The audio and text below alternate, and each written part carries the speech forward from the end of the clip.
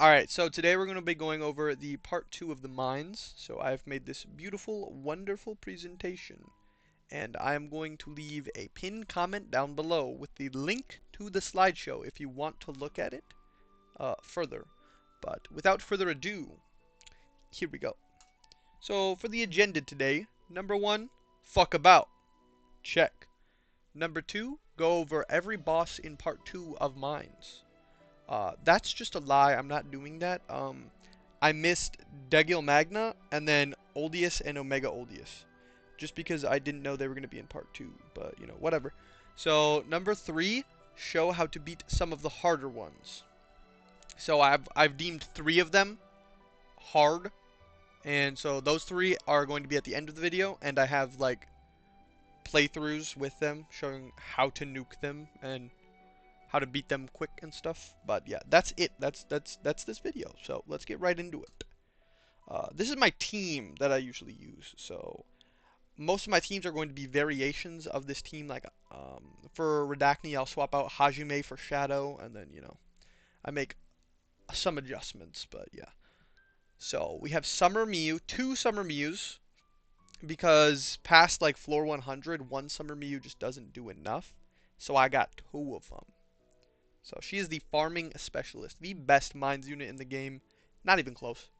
And then number 2 is going to be, or my next unit is going to be Saito Hajime, the perfect nuker. He does stupid things that nobody else can do, and I love it. I was going to pity him, but thankfully I got him on my 10th pull, and I saved 1,000 gems. And then, this man's nutty. Gamagori, the taunt tank extraordinaire. My Gamagori specifically is stupid because he has Truth of Eternity, and I have 3 Grand Crusade equips, fusion equips, that all have Truth of Eternity passives. And those all stack. So, when he is at low health, he has a grand total of 100% DR. It's a little silly.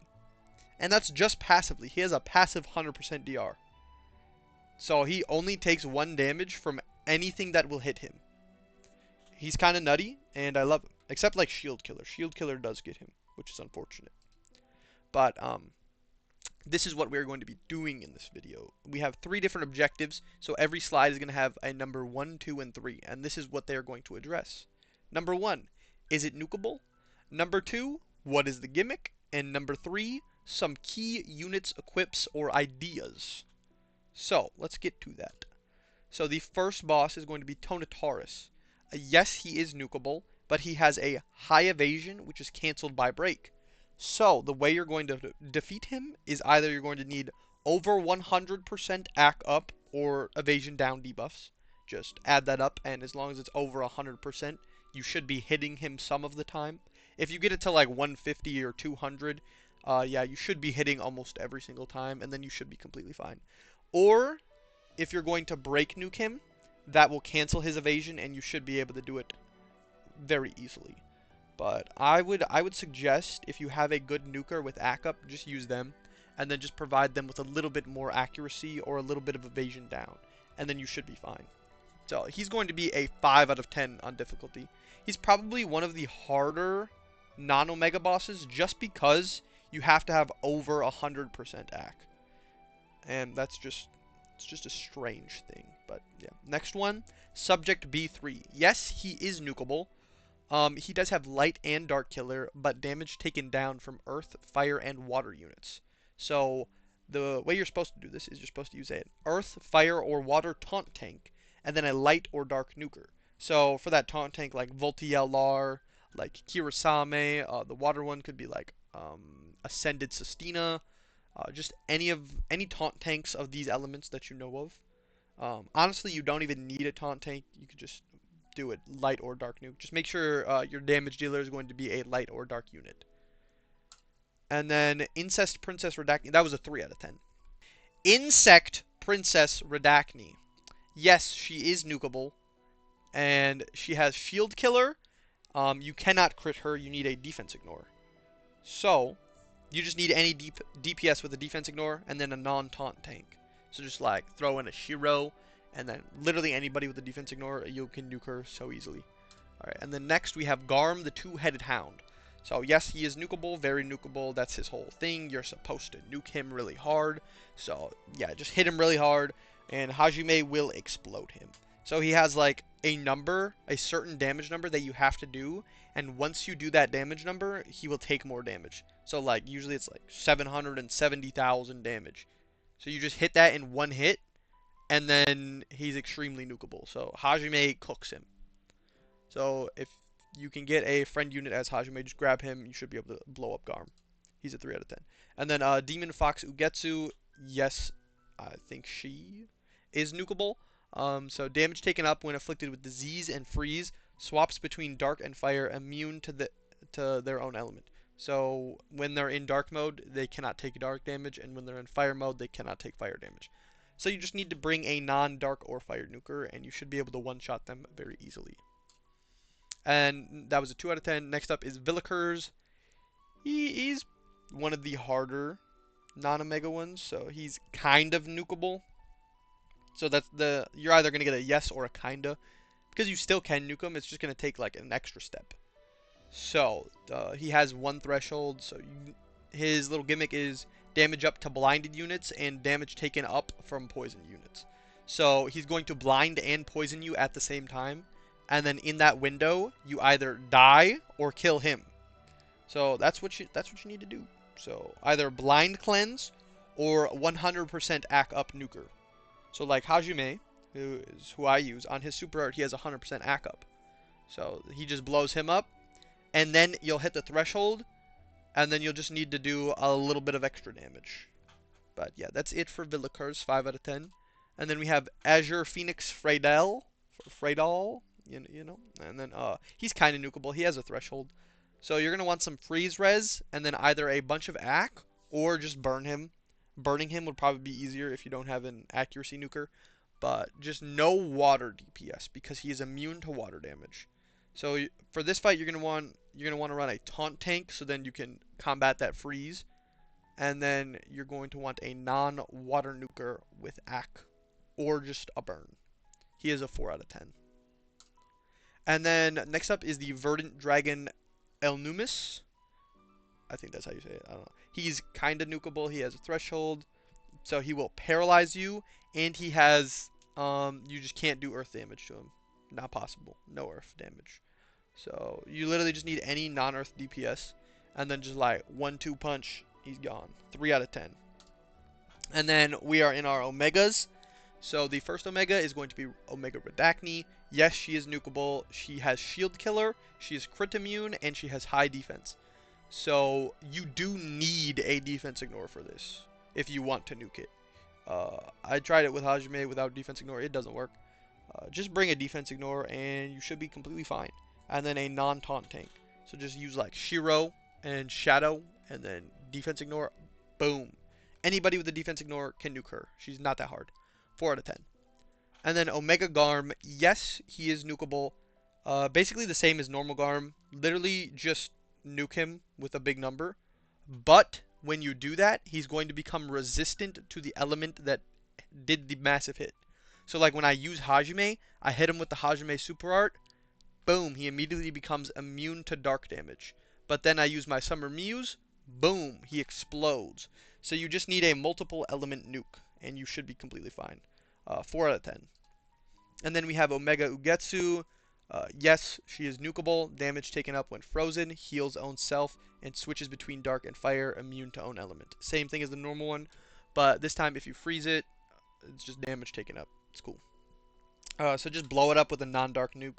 And then use freeze if you need to. Like if you don't have that crazy of a nuker, you can just freeze and then nuke. And you should be fine. So this one's a 4 out of 10. Not that hard. And then Villicurs.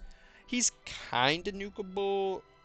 This one's a little bit harder just because you have to be poisoned, but you have to be careful being blinded. So you're going to want a taunt tank and nukers. So you're either going to want a blind cleanse or act up. Same thing as the other one. He's just a little bit harder. You just got to be careful because, you know, he does a lot of damage. And then we have Subject B3 Omega. Yes, he's very nukable. Basically, blah blah blah blah blah blah. That's what he does. Literally, just nuke him. He'll explode. You're fine. 4 out of 10. And then we have Omega El Numis. Kinda. He has 2 easy thresholds. He is going to envenom, paralyze, and he is immune to earth damage.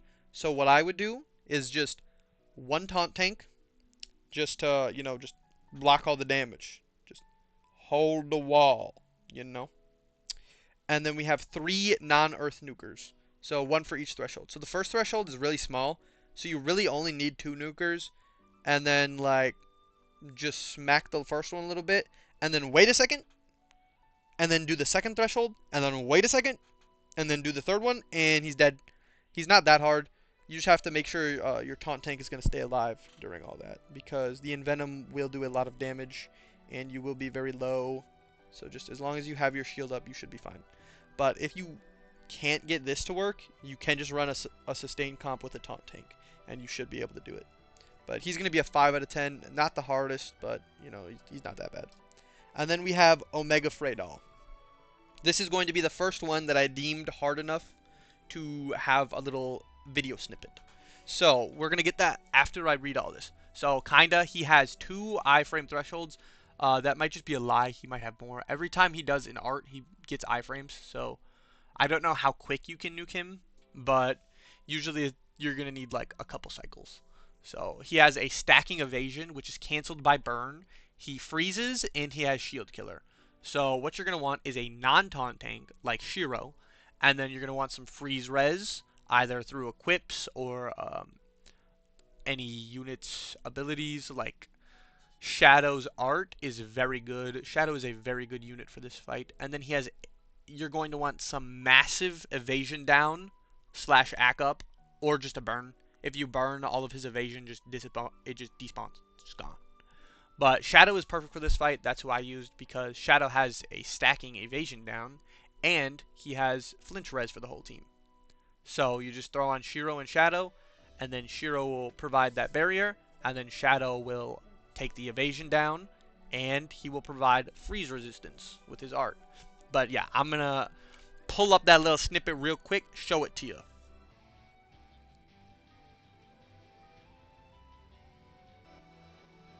Alright, so here we are in the boss fight. You're just going to slap him with some Summer Miyu. So this first part, I'm just getting that evasion down. So I already have used Shadow's art in the previous waves, just so I have some freeze res. And then with HK Roy, I'm just waiting, and then once he comes back down, I'm going to use his Phantom Bullet to give everybody 200 arts. So right here, we're just going to get that freeze res up, and then Phantom Bullet, boom, boom, boom, boom, boom. So now we have big physical res down, we have big physical damage up, and now we're going to start stacking a little bit of evasion down. This is going to be the slowest one, I think. I did Zwiber Z, Omega, and normal faster than this fight. So this one is just a little hard. But yeah, literally just slice and dice, bro. And he's cooked.